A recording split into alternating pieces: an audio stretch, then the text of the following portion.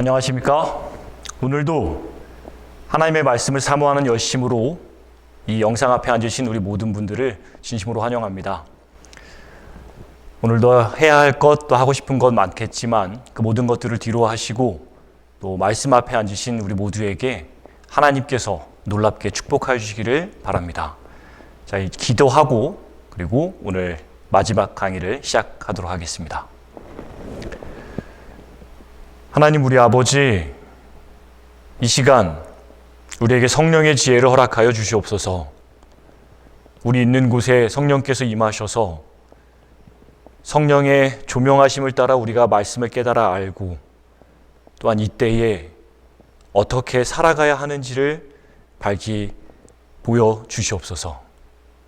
그리하여 주께서 보여주신 그 길을 따라 걸어 마침내 우리 주님께서 저희를 위하여 예비해 놓으신 하늘까지 도달할 수 있도록 우리를 지도하여 주시옵소서.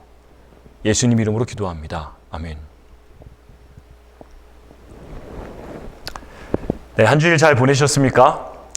네, 이제 오늘 저희가 벌써 10번째 강의를 시작하게 되었습니다. 마지막 강의입니다. 사실 이번 주제의 강의는 원래 1시간 30분짜리 오프라인 강의로 준비되었었습니다.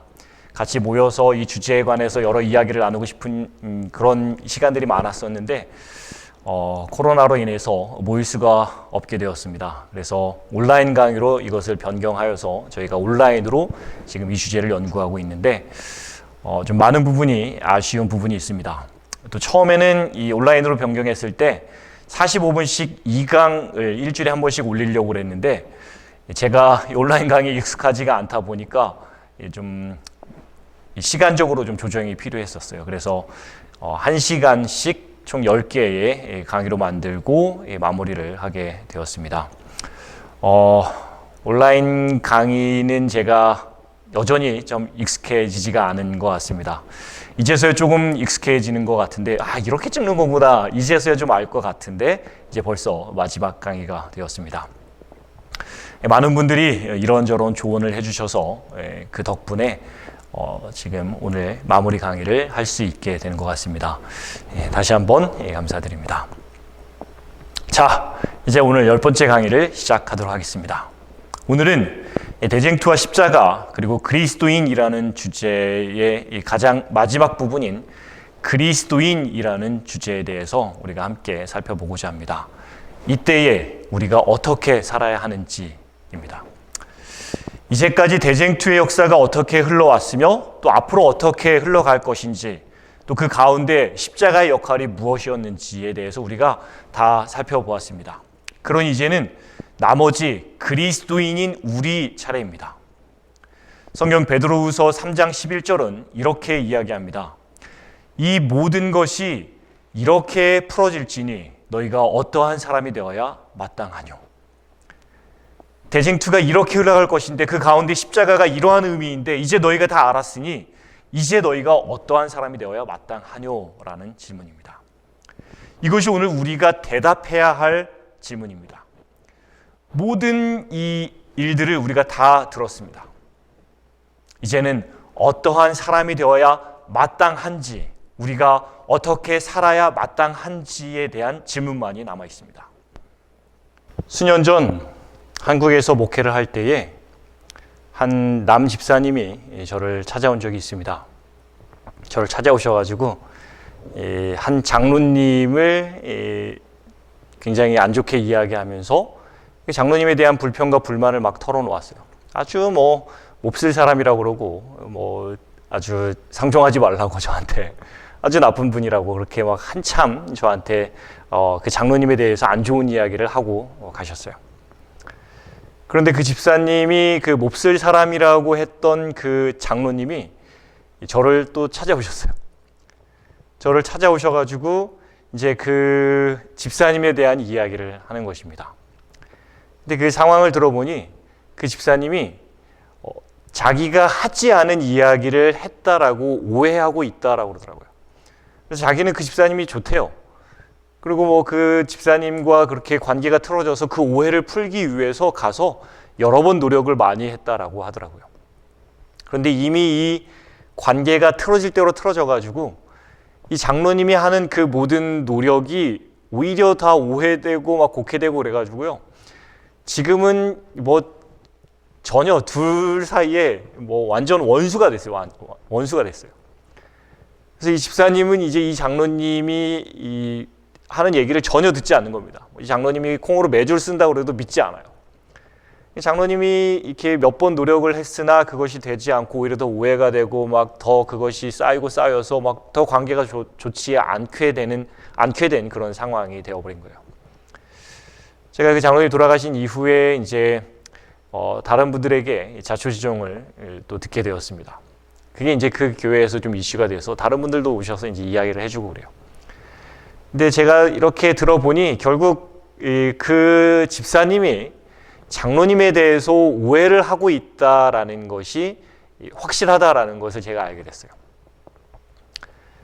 이 두 분 사이에 가운데 한 다른 집사님이 계셨는데 이 집사님이 이쪽 가서 이렇게 나쁘게 아예 대놓고 욕을 한 게 아니라요. 그러니까 이쪽 가서 뉘앙스를 그렇게 이야기하고 또 이쪽 가서는 또 뉘앙스를 그렇게 하는 바람에 둘 사이에서는 이제 더 이상 둘은 이 본인들의 관계를 해결할 수 없는 이 그러한 악화된 이 관계가 이미 형성이 돼 있었어요. 그래서 뭐 아주 그게 이제 교회에 좀 이슈가 있었습니다. 이 두 분의 관계가 틀어진 이유는요, 오해 때문에 그런 거예요. 오해에서 비롯된 거예요. 제가 볼 때는 그 집사님이 장로님을 잘 몰라요. 이 장로님이 자신과 이 틀어진 관계를 회복하기를 원하고 또 그것을 해결하기 위해서 얼마나 노력했는지를 잘 몰라요. 이 장로님은 그 집사님이 좋대요. 뭐 그렇게 틀어져도 자기는 그 집사님이 좋대요. 좋은 분이래요. 뭐 악한 마음이 별로 없어요. 그래서 제가 볼 땐 그 집사님이 이 장로님의 이런 마음만 잘 알면 해결될 것 같은데, 그 장로님이 어떤 분인지를 알면 해결될 것 같은데 모르더라고요. 주변에서 이야기를 해도 뭐 그걸 이미 듣지 않기로 결정을 한 것 같더라고요. 상대방을 잘 몰라서 시작된 오해가 이제는 그 관계가 너무나 최악으로 틀어져 버려서 이제는 둘만의 노력으로는 해결될 수 없는 지경에까지 이르게 된 것입니다. 자, 여러분, 우리는 하나님과 친할까요? 사단과 친할까요? 여러분 한번 생각해 보세요. 나는 누구랑 더 친한가? 사실 하나님을 믿는다는 그리스도인조차도 하나님보다는 사단과 더 친합니다. 교회보다 세상이 더 즐겁고 하나님에 관한 이야기보다 돈에 관한 이야기가 더 즐거워요. 우리의 관심을 끌고 또 우리의 눈을 즐겁게 하고 또 우리의 눈을 막 초롱초롱하게 똘망똘망하게 만드는 것은 성경 이야기가 아니라 세상의 이야기입니다. 어떻게 해야 돈을 더 잘 벌고 어떻게 해야 더 건강하게 살고 어떻게 해야 뭐 자식 교육을 잘 시키고, 이것이 우리의 관심을 끌고 우리의 눈을 똘망똘망하게 하지 성경 이야기가 막 우리의 눈을 똘망똘망하게 하지 않아요. 이와 같은 우리의 상태에 관해, 즉 하나님보다 사단과 더 친한 우리의 상태에 관하여 야고보는 다음과 같이 기록합니다. 세상에 벗된 것이 하나님의 원수임을 알지 못하느뇨. 그런즉 누구든지 세상과 버치되고자 하는 자는 스스로 하나님과 원수되게 하는 것이니라. 세상과 벗이 되어 살아가는 우리는 하나님과 원수되었다는 것입니다. 우리와 하나님 관계는 틀어져 버렸어요. 언제부터요? 아담이 범죄한 그때부터 우리는 하나님과 관계가 완전히 틀어져 버렸습니다. 관계가 왜 틀어져요? 사단 때문에 틀어졌죠. 사단이 하와를 유혹하며 죄를 짓게 한 것은 하나님의 성품을 그릇되게 나타내고 하나님을 불신함으로써였다. 이것이 화입 부인이 말한 사단으로 인한 하나님과 우리 사이의 관계의 틀어짐입니다. 사단이 왜 우리를 유혹했다고요? 하나님의 성품을 그릇되게 나타내고 하나님을 불신하게 함으로. 그래서 우리가 사단의 유혹에 빠져서 하나님을 불신하였을 때 하나님이 이기적인 하나님이네 라고 생각하기 시작했을 때 하나님과 우리와의 관계가 틀어져 버렸다는 것이에요. 우리가 지난번에 배웠잖아요. 하나님은 이기적인 분이라 인간이 선악과를 먹고 하나님처럼 되는 것을 좋아하지 않으셔서 너희 선악과를 막으셨다라고 주장한 것이 이 사단의 주장이고, 그리고 그 주장을 들은 인간은 결국 선악과를 먹음으로 하나님에 대한 불신, 죄가 이 지구에서 시작되었다라는 것이에요. 이와 같은 하나님의 성품에 대한 불신은 곧 하나님에 대한 무지를 우리에게 가져왔습니다. 인류는 더 이상 하나님을 정확히 알지 못함에 따라, 즉 하나님에 대한 무지의 어두움 가운데에서 살 수밖에 없는 상황이 되었다는 것이에요. 화이프에는 또한 아담과 하와가 창조주를 절대로 거역하지 않았더라면, 그들이 온전히 정한 길에 서 있었더라면 하나님을 알고 이해할 수 있었지만, 그들이 유혹자의 목소리에 귀를 기울이고 하나님을 배반하고 죄를 범했을 때 죄 없는 하늘 사람들이 입는 빛의 두루마기는 그들에게서 사라져버렸다. 그리고 그 옷이 그들을 떠나갔을 때 그들은 하나님을 알지 못하는 무지의 검은 두루마기를 걸치게 되었다. 그들이 하나님을 불신하였을 때에 결국 그들은 무지의 두루마기를 입고 더 이상 하나님을 알지 못하게 되었다는 것이에요. 이후 성경이 기록된 죄의 역사는 바로 이 하나님에 대한 무지, 즉 하나님이 어떤 분인지를 알지 못함으로 더욱 심화되었습니다. 죄의 역사가 더욱더 심화되었고 죄의 어둠이 더욱더 짙어졌죠. 하나님과의 관계가 더욱 악화되는 것이에요. 아벨, 셋, 에녹, 노아, 아브라함, 이삭, 야곱, 이스라엘, 이런 이스라엘 백성들을 선택하신 이 하나님의 이 목적이 있잖아요. 그것이 무엇일까요? 이스라엘에게 십계명을 주시고 또 성소 제도를 주시고 안식일 제도를 회복하신 그 하나님의 이유가 무엇이겠어요? 하나님의 품성을 오해하는 자들에게 하나님을 올바로 드러내도록 함이었어요. 하나님의 품성을 올바로 드러내므로 사람들에게 하나님이 어떤 분인지를 정확하게 알리는 것이었어요. 즉 하나님과 인류 사이에 깨어진 관계를 다시 회복하는 중보자의 역할로 선택된 자들이 바로 이들이었어요. 우리가 소위 말하는 믿음의 도덕들이었죠. 그러나 훗날 이스라엘조차 하나님을 오해하자 하나님께서는 여러 선지자들을 보내셔서 하나님을 드러내셔요. 그러나 인류와 하나님 사이는 더욱 멀어져 버립니다. 이것이 인류의 역사예요. 하나님에 대한 무지는 시간이 지나면서 더욱 깊어지고 그에 따른 인간의 죄도 더욱 심화되었다라는 것이에요. 죄의 어두움이 더욱더 짙어졌다라는 것이죠. 그리고 모든 날 이 마지막에 히브리서의 기록대로 하나님께서는 그 아들을 세상에 드디어 보내십니다. 예수 그리스도께서 이 땅에 오셨어요. 예수님이 왜 오셨어요? 마태복음 5장 9절은 이렇게 이야기합니다. 화평케 하는 자는 복이 있나니 저희가 하나님의 아들이라 일컬음을 받을 것이며, 이 구절을 다르게 표현하면 화평케 하는 자는 하나님의 아들이다라는 것이에요. 또 이것을 반대로 말하면 하나님의 아들은 화평케 하는 일을 한다라는 것이기도 하죠. 요한복음 3장 16절, 또 누가복음 2장 49절, 마태복음 11장 27절에 이런 여러 구절들을 보면요, 예수님이 하나님의 아들이다라는 것이 분명하게 기록되어 있습니다. 예수님께서 하나님의 아들로서 이 땅에 오셔서 하신 일이 뭐예요? 빌립이 예수님에게 하나님 아버지를 우리에게 보여주십시오라고 예수님에게 요구하니 예수님께서 하신 대답이 뭐였어요? 예수께서 가라사대 빌립아, 내가 이렇게 오래 너희와 함께 있으되 내가 나를 알지 못하느냐? 나를 본 자는 아버지를 보았거늘 어찌하여 아버지를 보이라 하느냐라는 것이 예수님의 대답이었어요. 이게 무슨 말이에요? 예수님께서 하나님의 아들로 이 땅에 오셔서 그분께서 하신 일이 뭐라는 거예요? 아버지를 드러내는 일을 하셨다라는 것이에요. 예수님께서 이 땅에 계시면서 하시는 일이 바로 그거였어요. 아버지를 세상에 드러내는 일. 하나님의 품성을 오해하고 곡해하고 왜곡시키는 것이 대쟁투의 시작이었고 사단의 역할이었어요. 그 사단의 그 주장으로 대쟁투가 시작되었어요. 그리고 이 대쟁투에 맞선 하나님의 활동은 철저하게 당신의 품성을 올바로 드러내는 일이었습니다. 여러분, 기독교를 계시의 종교라고 하잖아요. 그런데 이 계시라는 말 자체가 드러내다라는 말이에요. 그리고 그 드러내다라는 것이 무엇을 드러내는 것이에요?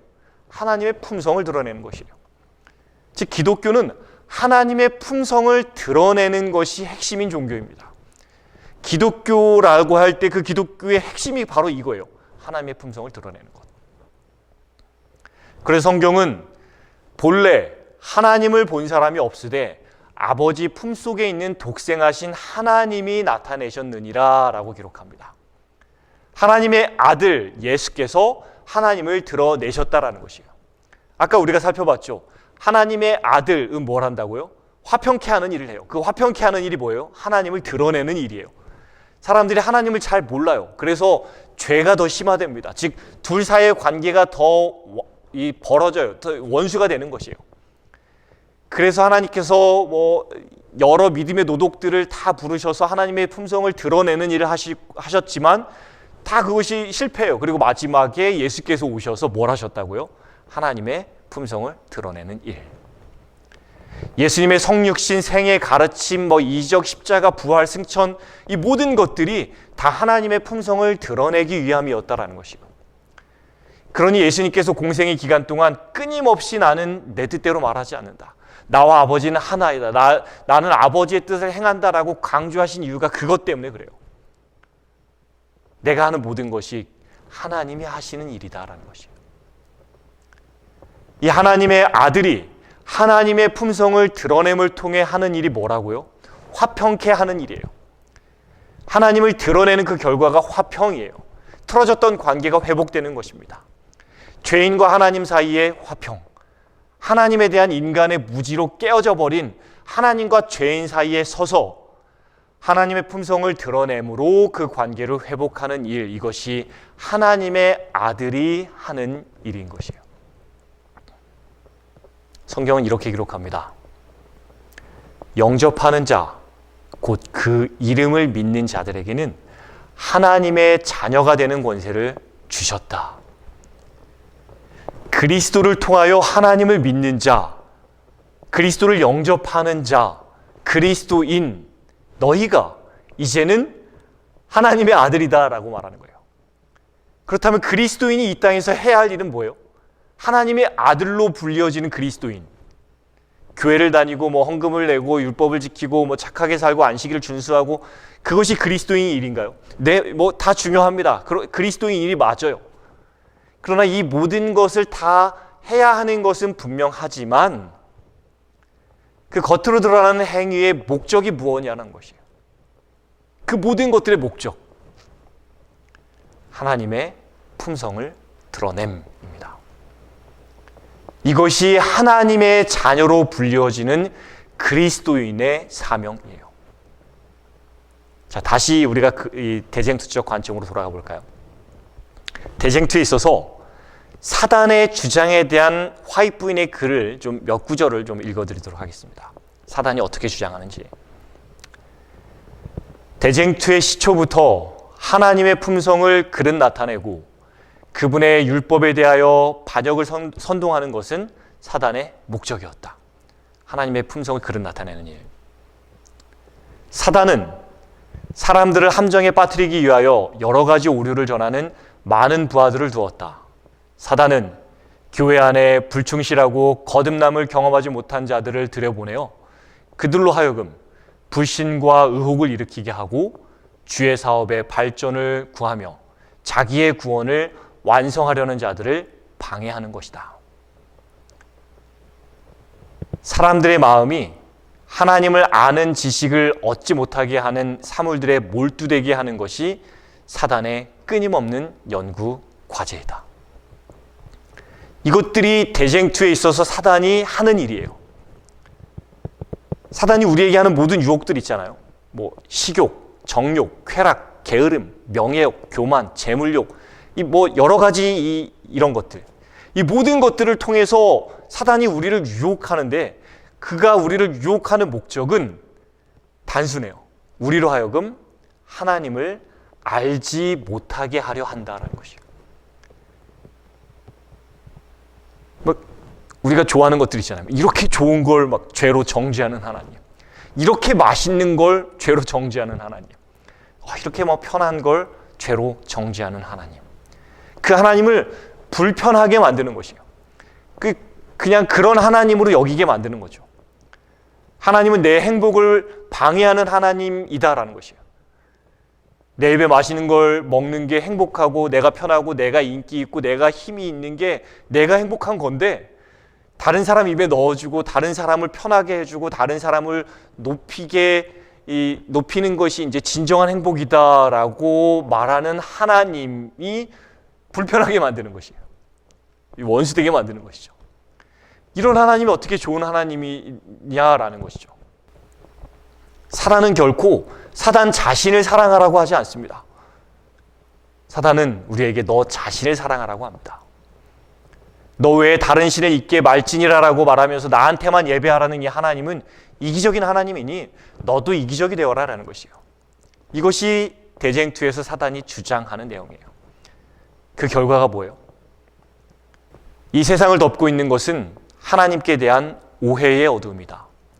사람들은 하나님의 품성에 대한 지식을 잃어버리고 있다. 하나님의 품성은 오해되고 그릇 해석되었다. 이것이 그 결과예요.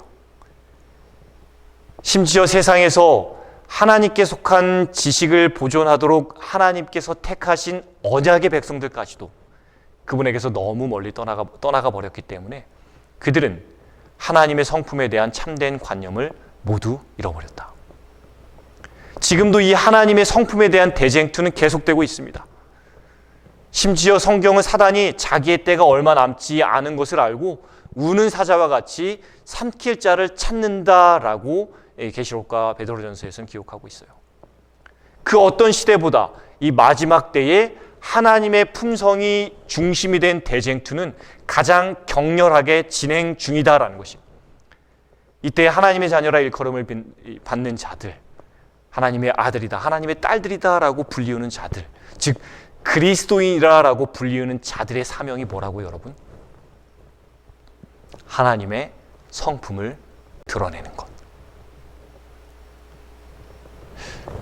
여러분 혹시 남은 무리 혹은 남은 자손이라고 들어보셨나요? 성경에는 이 남은 무리라는 단어가 정확하게 이 오늘날 우리가 생각하는 형태로 기록되어 있지는 않습니다만 그 개념은 굉장히 뚜렷하게 기록되어져 있습니다. 성경이 기록하는 이 첫 번째 남은 무리의 개념은 노아를 통해서 드러납니다.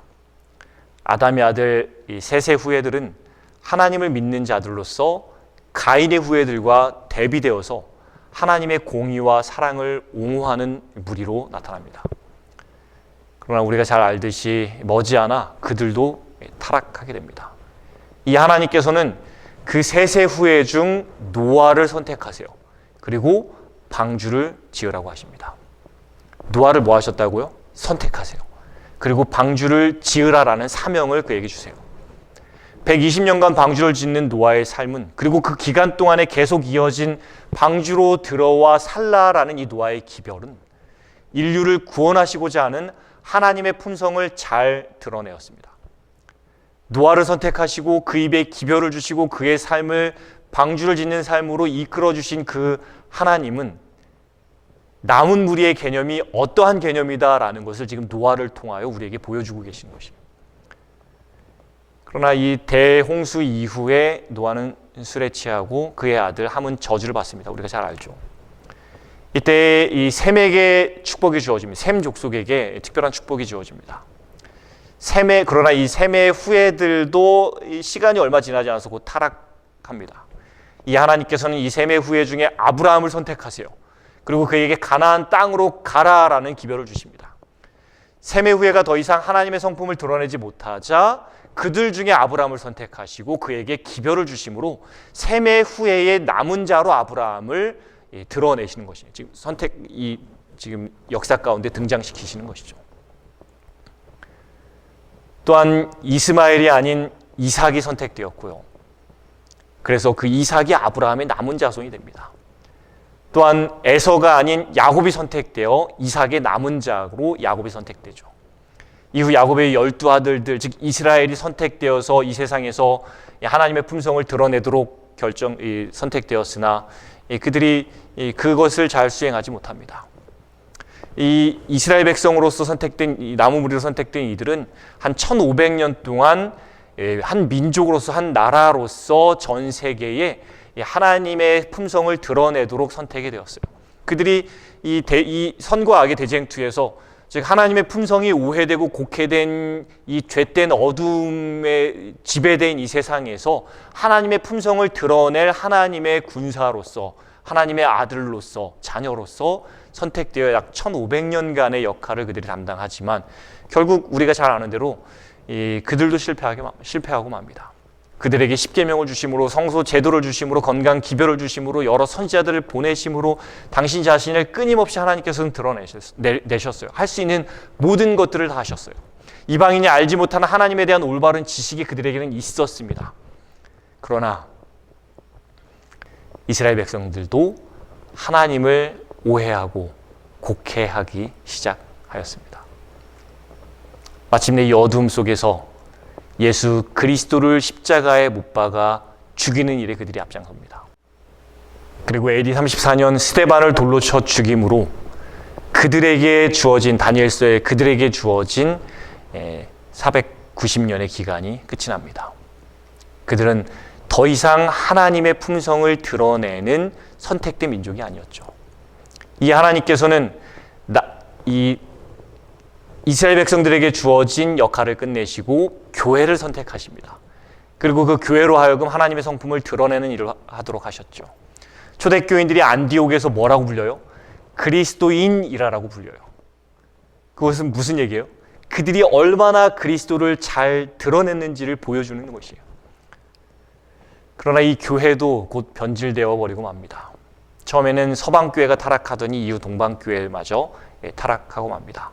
이 타락한 교회인 중세 로마 교회가 다스리던 이 시대를 중세 암흑 시대라고 불러요. 그 중세 암흑 시대라고 부를 정도로 그 시대는 하나님께 대한 지식에 대한 어두움의 시대였어요.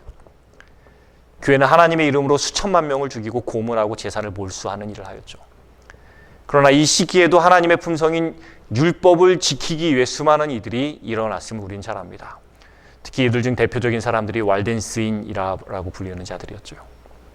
한 1000여 년간 이어져 온 이 중세 암흑 시대를 끝낸 건 마르틴 루터라는 한 종교 개혁자였습니다.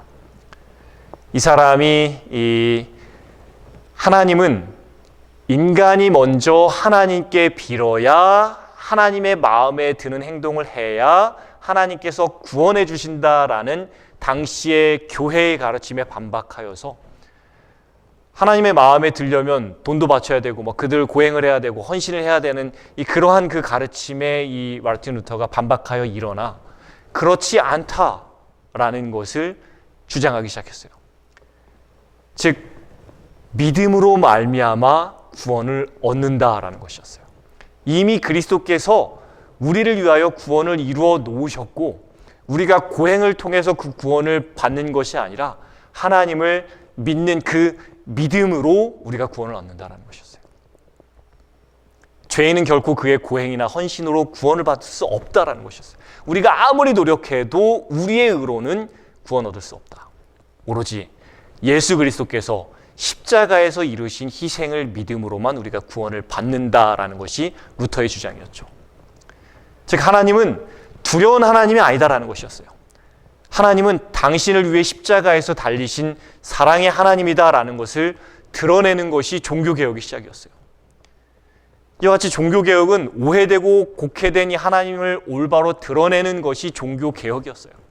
무슨 여러 가지 교리가 이렇게 일어나고 이런 교리적인 것이 아니라요. 하나님은 두려운 하나님이 아니다. 하나님은 사랑의 하나님이다.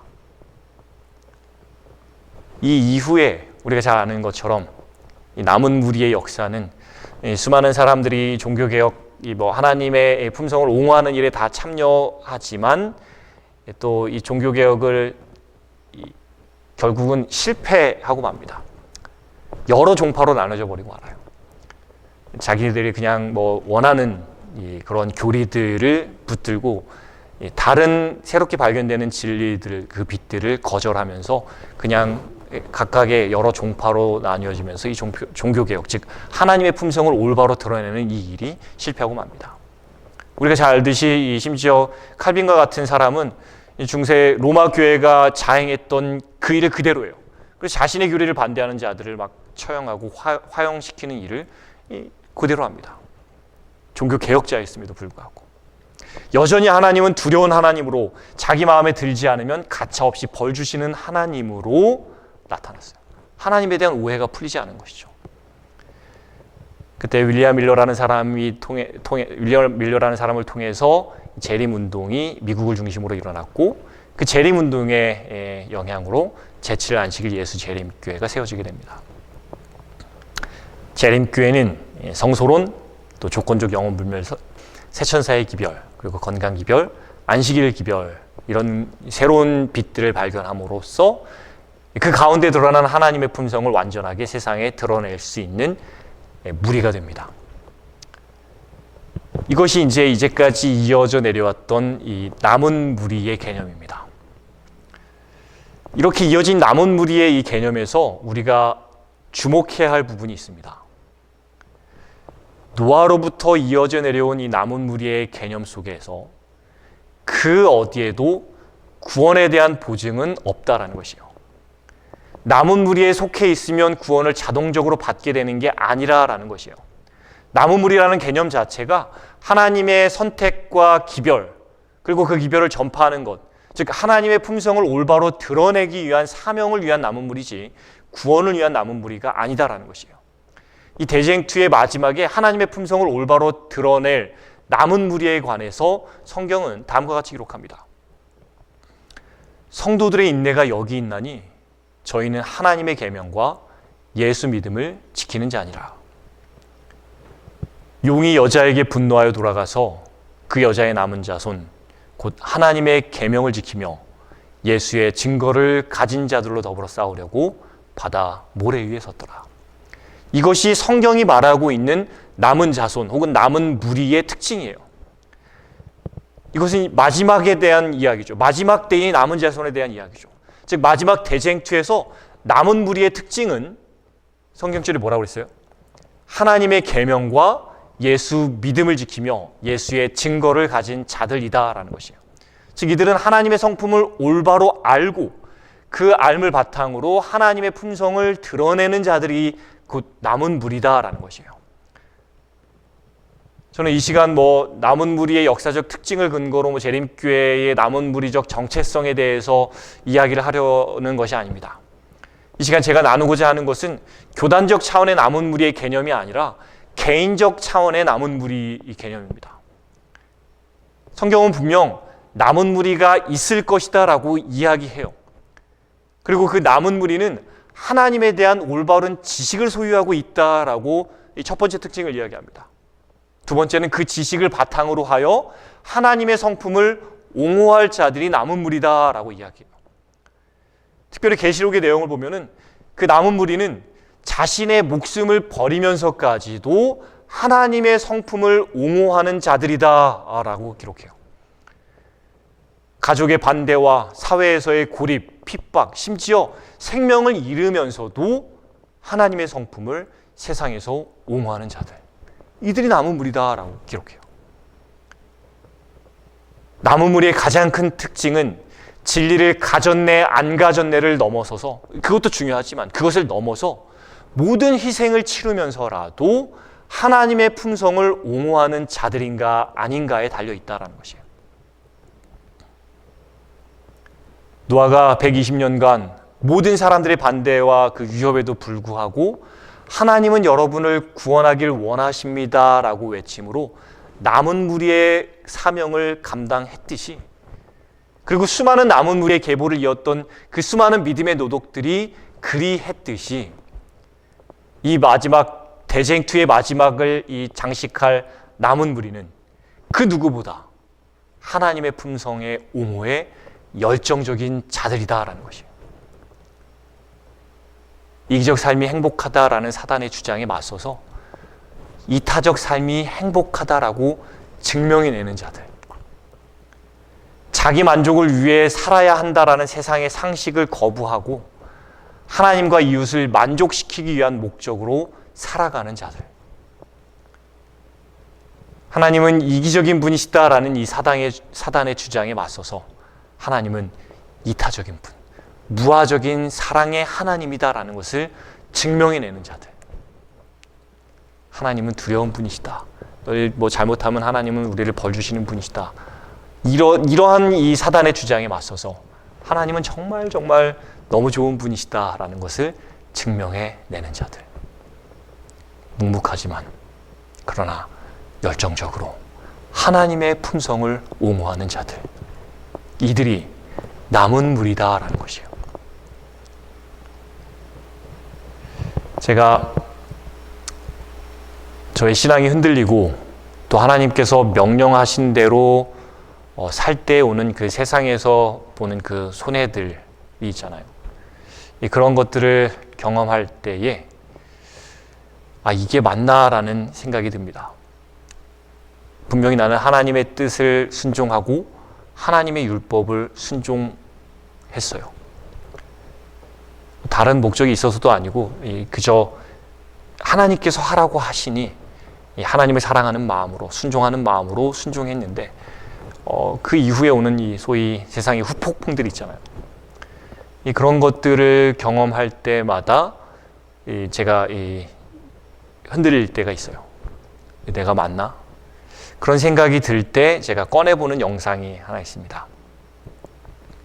2007년 터키에서 활동하던 선교사들이 순교당한 영상입니다. 이 영상을 지금 여러분들과 함께 좀 보기를 원하는데요. 이 영상에는 그들이 당한 어떤 고문에 대한 설명이 좀 자세하게 기록되어 있어요. 그래서 마음이 약하신 분들은 보지 않으셔도 됩니다. 4분 정도 되는 이 영상이니까 이 영상을 보지 않기를 원하시는 분은 4분 후로 넘기시면 됩니다. 함께 이 영상을 좀 보도록 하겠습니다.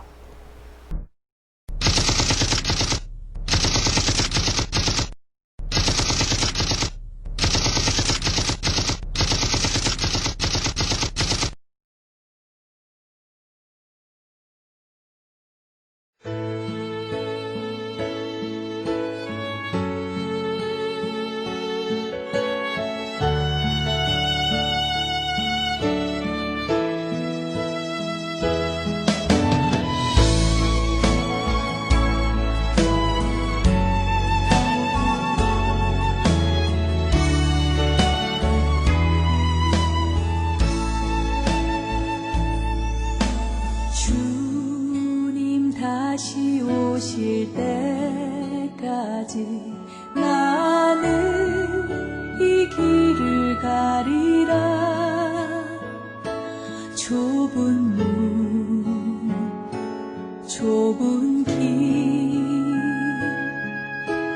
나의 십자가 지고 나의 가는 이 길 끝에서 나는 주님을 보리라. 영광의 내 주님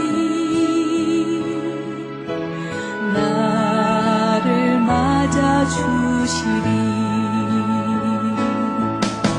주님 다시 오실 때까지 나는 일어나 달려가리라.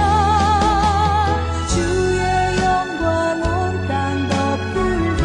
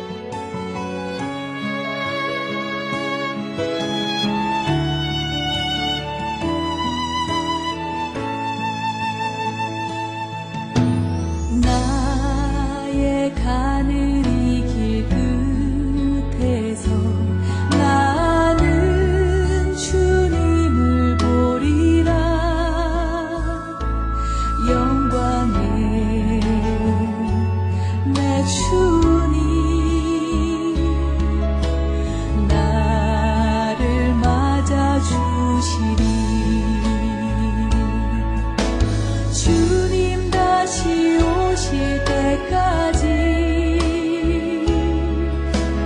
나는 일어나 달려가리라. 하나님의 사랑을 전하고자 하는 그 마음 하나로 모진 고문 이후에 당하는 순교까지도 기꺼이 감당했던 자들이에요. 그의 가족들조차 자신의 남편과 아버지를 죽인 살인범들을 용서한다라는 사람들입니다. 하나님은 이토록 여러분을 사랑하신다라는 것을 자신의 죽음 혹은 사랑하는 이를 죽인 자들을 용서함을 통해서 증명해낸 자들이죠. 여러분, 이들이 뭐라고요? 성경이 말하는 남은 무리의 사명을 그대로 이어받은 자들 아니겠어요? 교리적으로 그들은 우리와 좀 다를 수 있습니다. 성경이 기록하는 예언적 남은 무리 밖에 있는 자들일 수 있어요. 그들에게 어쩌면 진리가 없을 수도 있습니다. 그러나 하나님의 품성을 옹호하고자 하는 열정으로 살고 죽은 저들은 남은 무리입니다.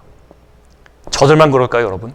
2019년 한 해에만 하나님을 믿고 전한다는 이유만으로 약 3,000명의 사람들이 순교당했습니다. 하루에 8명씩 죽임을 당한 것이에요. 하나님을 믿는다라는, 하나님을 전한다라는 그 이유 하나만으로 말이죠. 이 숫자조차 통계에 제대로 반영되지 않은 숫자예요. 훨씬 더 많은 이들이 죽었어요, 사실은. 하나님을 믿고 전한다는 그 이유 하나만으로 죽임을 당한 것이에요. 아니, 안 하면 되는 거 아닌가요? 칼을 들이면은, 네, 안 할게요. 하나님 안 믿겠습니다. 뭐 이러면 되는 거 아닐까요? 네, 이제는 안전할게요. 그러면 안 죽는 거잖아요. 왜 이들은 자신을 희생하면서 목숨까지 내놓으면서 하나님의 품성을 옹호할 거예요?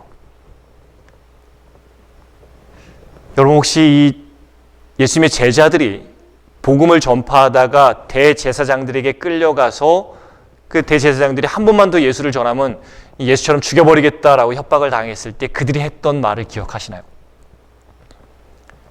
베드로와 요한이 대답하여 가로되 하나님 앞에서 너희 말 듣는 것이 하나님 말씀 듣는 것보다 옳은가 판단하라. 우리는 보고 들은 것을 말하지 아니할 수 없다. 우리가 잘 알듯이 원래 이들은 이랬던 자들이 아닙니다. 예수님이 잡혔을 때 이들은 어떻게 했어요? 다 도망갔어요. 너 예수님 알지라고 추궁하니까 심지어 베드로 같은 사람은 이 쌍욕을 하면서 예수님을 부인했던 사람입니다. 너의 말하는 것이 네가 예수를 따라다닌 사람인 걸 증명한다라고 하니까 베드로가 그때는 막 이 험한 말을 했어요. 또 자기도 잡혀서 이 죽임 당할까 봐 숨어 지냈던 자들이 이 제자들이에요. 사실 저는 이들의 반응을 이해합니다. 당연한 거 아니에요. 죽음이 안 두려운 사람이 어디 있겠어요. 이들이 이랬던 자들이에요. 죽음을 두려워하여서 예수님을 버리고 배신하고 도망갔던 자들. 우리가 이미 살펴봤지만 죽음은 인간이 본능적으로 가장 두려워하는 것이에요. 이기심의 가장 최종적인 형태가 죽음에 대한 두려움입니다. 그 무엇보다도 죽음을 두려워한다라는 것은 그 무엇보다 생명이 소중하다는 것이에요. 그런데 우리는 타인의 죽음을 두려워하지 않습니다. 동정하고 슬퍼할지언정 타인의 죽음을 우리가 두려워하지 않아요. 그러나 나의 죽음은 두려워해요. 죽음의 위협이 나에게는 가장 큰 위협이에요. 왜냐하면 생명은 하나밖에 없기 때문에 그래요. 즉 세상에서 가장 소중한 것은 내 생명이에요. 물론 남의 생명도 소중합니다. 그러나 내 생명이 가장 소중하죠. 좋은 집도 좋고요. 뭐 좋은 차도 좋고 많은 돈도 좋고 명예도 좋고 권력도 좋고 다 좋아요. 그러나 뭐가 제일 소중해요? 이 생명이 가장 소중하죠. 누구 생명이요? 내 생명이요. 내 생명이 남의 생명이 아니라 내 생명이 가장 소중하다라는 것은요, 곧 그만큼 인간이 자기 중심적이라는 겁니다. 자아를 가장 사랑한다라는 것이에요. 이게 예수님의 이 예수님께서 십자가에 달려 돌아가셨을 때에 제자들이 보였던 모습이에요. 예수님을 버리고 도망가고 부인하고 숨고, 예수님도 소중해요. 그러나 누구 목숨이 더 소중한 거예요? 자기 목숨이 더 소중한 것이죠. 예수님의 십자가가 자기를 사랑하는, 자기를 가장 소중히 여기는 제자들의 본성을 변화시키지 못했다라는 것이에요. 우리가 이미 이것을 지난번에 살펴봤어요. 그들은 예수님의 십자가 이후에도 여전히 두려워하며 숨고 원래 그냥 자기 직업으로 돌아가 버렸죠. 죽음에 대한 두려움, 자기 생명을 가장 소중히 여기는 자기 중심적 본성, 자아를 사랑하는 이기적 본성은 여전히 그때에도 변하지 않았다라는 것이에요. 그러나 예수님께서 부활하시고 승천하시고 10일 후에 그들에게 약속하신 성령께서 그들에게 임하셨어요. 그 후 그들이 어떻게 변해요? 그들이 그동안 가장 소중하게 생각했던 자기 생명을 초계처럼 던집니다. 그동안 자기에게 해가 올까 봐 숨어 지내던 그들이 이제는 자신들에게 위협을 가하며 다시 한 번만 더 복음을 전하면 죽여버리겠다라고 말하는 그 대제사장들 앞에서 우리는 보고 들은 것을 말하지 아니할 수 없다라고 당당하게 이야기합니다. 예수님과 함께 죽을까 봐 막 예수님을 3번이나 부인했던 베드로는 훗날 어떻게 돼요? 그가 똑같은 십자가형을 선고받았을 때에 나는 예수님과 똑같이 십자가에 제대로 달려 죽는 영광을 내가 감당할 수 없다. 나는 거꾸로 십자가에 매달아 달라. 그 정도로 그 베드로 같은 사람은 본성이 변하죠. 또한 그가 사랑하는 그의 성도들에게 편지를 쓸 때 오직 너희가 그리스도의 고난에 참여하는 것으로 즐거워하라라고 권면해요. 어떻게 이런 변화가 있을 수 있었을까요? 성령 하나님이에요. 성령께서 도대체 이들에게 무슨 일을 하셨길래 자기중심적이던 이들이 어떻게 이토록 변할 수 있었을까요? 성경은 고린도전서 12장에서 성령의 은사에 대해서 기록해요. 성령께서 하시는 일에 대해서 기록하고 있는 것이죠.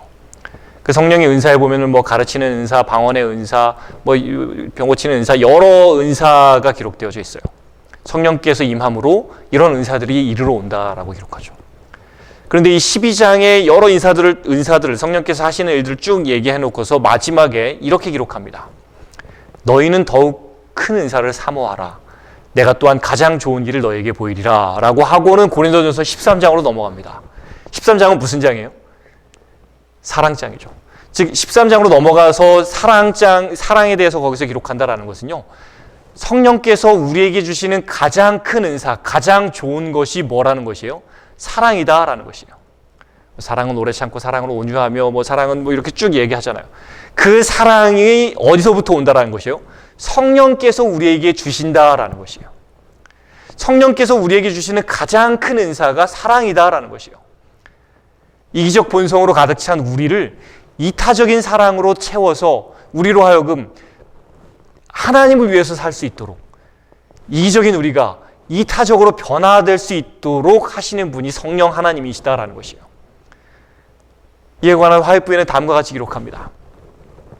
성령 강림 후 제자들은 그분과 그분이 위하여 죽으신 사람들에 대한 사랑으로 충만하였으므로 그들의 말과 기도를 듣는 사람들의 심령이 녹았다. 그리스도를 위한 사랑으로 충만하여졌기 때문에 그렇다는 것이에요. 누가 와서? 성령이 와서. 또한 성령께서 오셔서 죄를 깨닫게 하시고 마음속에 생긴 믿음이 그리스도의 사랑으로 역사하게 되어서 우리의 몸과 영과 혼이 그리스도의 형상과 일치되게 된다.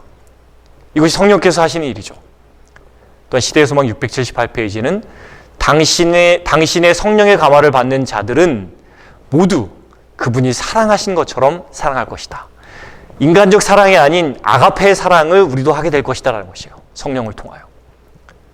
또한 우리가 성령의 침례를 받게 될 때 항상 그리스도의 정신으로 일하게 되며 친절과 긍휼과 동정을 보이고 완전한 증오심으로 죄 자체는 미워하되 죄인을 위한 깊은 사랑을 나타내게 될 것이다. 그들은 성령의 지도를 따라 하나님을 가장 사랑하고 그들의 이웃을 자기 몸처럼 사랑한다. 이 모든 일들, 다시 말하면 성령께서 하시는 이 일이 뭐라고요? 하나님을 사랑하게 하고 이웃을 사랑하게 하며 마치 그리스도께서 죄인을 사랑하신 것처럼 우리도 그들을 그렇게 사랑하도록 만드는 것이 성령께서 하시는 사역이다라는 것이에요.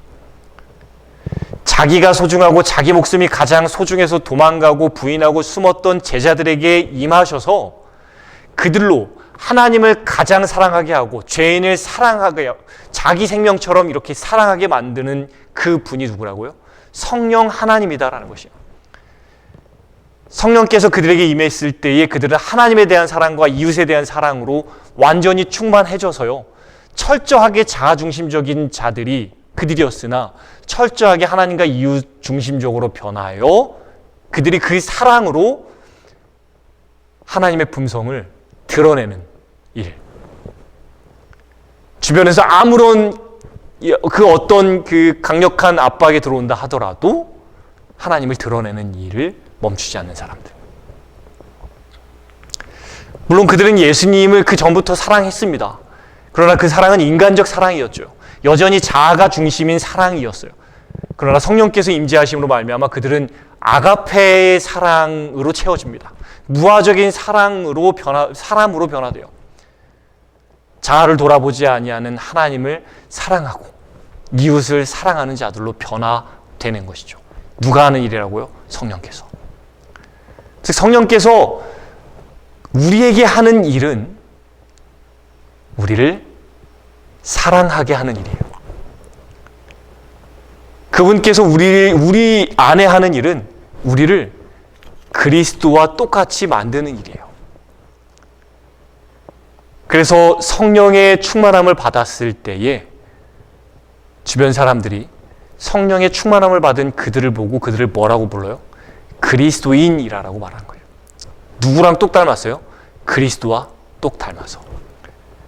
무화적인 사랑으로 아가페의 사랑으로 인류를 위하여서 희생하신 그 예수님의 모습과 제자들의 모습이 똑 닮은 거예요. 그래서 그들이 그리스도인이라고 불리는 것이에요. 본성을 변화시키는 일. 자, 여기까지의 내용을 좀 정리를 좀 해보도록 하겠습니다. 인간은 하나님과의 관계가 틀어진 원수가 되었죠. 사단의 방해로 인해서 하나님을 알지 못하기 때문에 하나님을 우리가 오해하기 때문에 하나님과 인간 사이는 완전히 틀어져 버렸어요. 틀어진 이 관계를 화평케 하기 위해서 중보자가 필요했고요. 예수님께서는 하나님의 아들로서 이 땅에 오셔서 하나님을 드러내므로 화평케 하는 자로 이 땅에서 사셨습니다. 틀어진 둘 사이를 화평케 하기 위한 예수님의 사역의 핵심은 인간이 오해하고 있는 이 하나님의 참된 모습을 보여주는 것이었습니다. 그분의 성육신과 생애, 십자가의 죽으심, 부활, 이 모든 것이 다 하나님께서 우리를 얼마나 사랑하시는지를 보여주는 것이었죠. 이후 예수님께서는 당신을 믿는 자들을 하나님의 자녀라 일컬으시고요. 하나님의 자녀가 되는 이 무엇을 의미한다고요? 화평케 하는 일. 이 그리스도인은 바로 이 화평케 하는 일을 하도록 부르심을 받은 자들이다라는 것이 우리가 이제까지 배웠어요. 화평케 하는 일을 어떻게 한다? 어떻게 해야 이 화평케 하는 일이 이루어진다? 하나님을 올바로 드러내므로. 하나님을 알지 못하는 자들에게 하나님은 이런 분이다라는 것을 드러내므로 화평이 이루어진다. 이와 같은 그리스도인을 성경이 일컫는 또 다른 말은 남은 자손이다. 남은 무리이다. 그 남은 자손 혹은 남은 무리의 특징이 뭐라고요? 노아를 시작으로 하여서 성경의 모든 남은 무리는 하나님의 성품을 옹호합니다. 이것이 남은 무리의 특징이에요. 그들의 삶을 통해 또 그들의 기별을 통해서 하나님은 사랑이시고 좋으신 분입니다라는 것을 드러내는 것이 남은 무리의 특징이죠. 십자가 이후에도 여전히 자기중심적이고 죽음을 두려워했던 제자들에게 성령께서 임하셨을 때에 이들은 자기 목숨을 아끼지 않고 하나님의 성품을 옹호하는 이 대쟁투의 최전방에 서게 되었다라는 것을 또한 우리가 살펴보았습니다. 남은 무리의 계보가 이렇게 이어지는 것이죠. 또한 성령께서 그들에게 이 하신 일이 뭐라고요? 다른 게 아니라요. 뭐 무슨 가르치는 은사 뭐 이런 게 핵심이 아니라 성령은 그들로 하나님을 사랑하고 이웃을 사랑하도록 하셨다는 것이에요. 자기 자신보다 더 하나님을 사랑하고 자기 자신보다 죽어가는 죄인들을 더 사랑하도록 그들을 변화시킨 것이 성령 하나님의 일이었다는 것이죠. 성령 하나님은 사람을 그리스도처럼 변화시키는 겁니다. 이 대쟁투와 십자가 그리고 이 그리스도인이라는 주제로 함께 나눴던 모든 이야기를 이 시간 기억해 보시기를 바랍니다. 대쟁투의 핵심은 하나님의 품성의 옹호였습니다. 하나님의 무화적 사랑의 율법이 피조물의 행복에 적합한 것인가? 하나님은 선하신 하나님이신가? 이것이 증명되어야만 했어요. 만약 하나님의 선하심과 공의로우심이 증명되지 않는다면 온 우주는 안전하지 않게 되는 것입니다. 하나님에 대한 의심 가운데, 불안한 가운데, 그리고 하나님을 두려워하며 섬겼을 것이에요. 그리고 그 끝은 지금 이기심이 다스리는 이 지구와 똑같을 것이었어요. 따라서 하나님의 품성을 옹호함은 하나님의 운명과 온 우주의 운명을 결정할 문제였습니다. 인류가 범죄하여 죽게 되었을 때에 인류를 위한 구속의 경륜과 하나님의 품성을 옹호함을 하나님께서는 하나로 묶으셨어요. 즉 십자가의 희생을 통하여 하나님의 품성을 옹호함과 동시에 인간의 구원을 이루시도록 계획하셨다는 것이에요. 이것이 무슨 얘기냐면요, 이 대쟁투에서 하나님의 운명과 인류의 운명이 하나가 되었다는 것이에요. 십자가에서 하나님의 품성이 옹호되면 인류의 구원도 이렇게 이루어지고요, 십자가에서 하나님의 품성이 옹호되지 않으면, 즉 그리스도께서 무화적 사랑을 베푸시는 데에 실패한다면 인류의 구원도 실패하게 되는 것이었어요. 그러나 우리가 잘 알듯이 그리스도께서는 사람을 사랑하시되 끝까지 사랑하셨고 온 우주에 하나님의 성품을 옹호하셨어요. 또 그 동시에 인류의 구원을 완성시키셨죠. 하늘과 땅의 끊어진 관계를 회복시키시는 중보자, 화평케 하는 자의 역할을 십자가에서 완수하신 것입니다. 예수님의 사역을 통해 하나님의 참된 모습을 발견한 자들이 하나님의 자녀가 됩니다. 그리고 그 하나님의 자녀의 무리를 교회라고 불러요. 그리고 그 교회의 또 다른 이 명칭은 남은 무리가 되죠. 하나님의 자녀, 교회, 남은 무리, 그리스도인, 이 다양하게 불리는 이 사람들이지만 결국 이들의 공통점은 하나님의 품성을 옹호하는 삶을 산다라는 것이에요. 사단의 반대와 핍박과 손해에도 불구하고 이 이기심이 다스리는 이 세상에서 하나님의 율법인 하나님을 사랑하고 이웃을 사랑한다라는 이 무화적 사랑으로 살아감으로, 그 율법을 지킴으로, 그 율법을 우리의 삶에 드러내므로 하나님의 품성을 옹호하는 이들은 성경이 말하는 세상이 감당치 못할 사람이 되는 것이에요. 세상을 넉넉히 이기는 자들이 되는 것입니다. 이제 우리는 베드로의 질문에 대답을 해야 합니다. 이 모든 것이 이렇게 풀어지리니 너희가 어떠한 사람이 되어야 마땅하뇨? 사랑하는 앤드류스 한인교회 성도 여러분, 우리가 싸우는 이 대쟁투는 이미 십자가에서 끝났습니다. 사단의 멸망은 결정되었어요. 우리는 이미 승패가 결정된 싸움을 싸우고 있습니다. 우리의 구원은 이미 십자가에서 이루어졌습니다. 우리의 구원을 위해 우리가 해야 할 것은 아무것도 없습니다. 자신의 구원을 위해 일하는 자는, 즉 이기심으로 일하는 자는 결국 아무것도 얻지 못할 것입니다. 화이트 부인이 기록한 이 추운 겨울 길을 걷다가 얼어 죽은 사람을 발견하고 그 사람을 살리기 위해서 애를 썼던 그 사람이 결국 그 사람도 살리고 자기도 살았다라는 그 이야기를 기억하게 되기를 바랍니다. 혼자 살고자 하는 사람은 죽을 것이고 남을 살리고자 하는 사람은 살 것입니다. 한 알의 밀이 땅에 떨어져 죽지 아니하면 그대로 있지만 죽으면 많은 열매를 맺음을 기억하게 되기를 바랍니다. 자아를 죽이는 사람, 무화적 사랑으로 하나님의 품성을 옹호하기 위해서 사는 사람, 이웃을 사랑함으로 살아가는 사람, 그 사람이 자기뿐 아니라 많은 이들을 구원하게 될 것입니다. 이미 이루어진 구원에 매달리지 않게 되기를 바랍니다.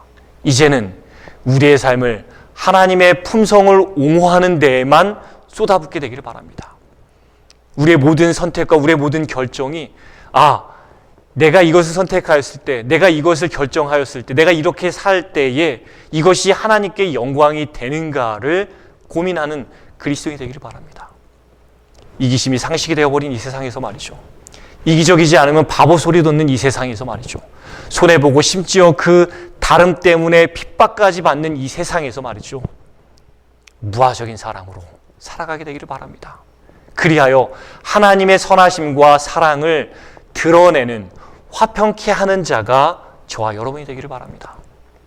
마지막으로 제가 가장 좋아하는 글들 중에 하나를 좀 읽어드리고 마치고자 합니다. 마더 테레사가 했다는 말이라고 전해지는 글입니다. 사람들은 불합리하고 비논리적이고 자기중심적이다. 그래도 사랑하라. 당신이 선한 일을 하면 이기적인 동기에서 하는 거라고 비난받을 것이다. 그래도 좋은 일을 하라. 당신이 성실하면 거짓된 친구들과 참된 적을 만날 것이다. 그래도 사랑하라. 당신이 정직하고 솔직하면 상처받을 것이다. 그래도 정직하고 솔직하라. 당신이 여러 해 동안 만든 것이 하루아침에 무너질지 모른다. 그래도 만들어라. 사람들은 도움이 필요하면서도 도와주면 공격할지 모른다. 그래도 도와주라. 세상에서 가장 좋은 것을 주면 당신을 발길로 차일 것이다. 그래도 가진 것 중에서 가장 좋은 것을 주라. 하나님의 은혜가 우리 모두에게 함께 하시기를 기도합니다. 감사합니다.